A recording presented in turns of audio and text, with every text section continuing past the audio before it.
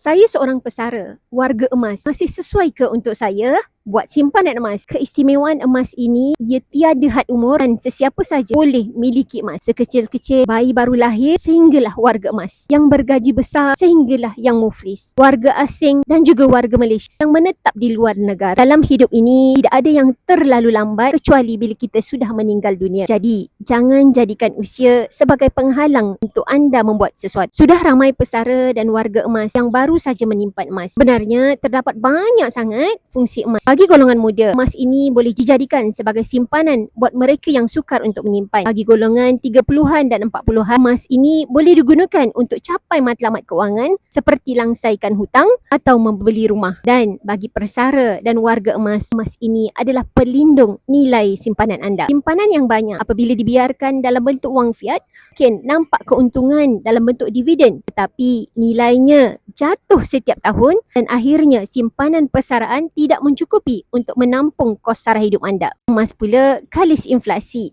yang mana harganya meningkat selari dengan kos kenaikan harga barangan dan sara hidup. Bagi yang ingin mengalihkan sebahagian simpanan dalam bentuk emas fizikal, anda boleh isi borang sign up di profil saya untuk saya guide dan bantu anda mulakan simpanan emas di Public Gold mengikut bajet dan matlamat simpanan anda sendiri.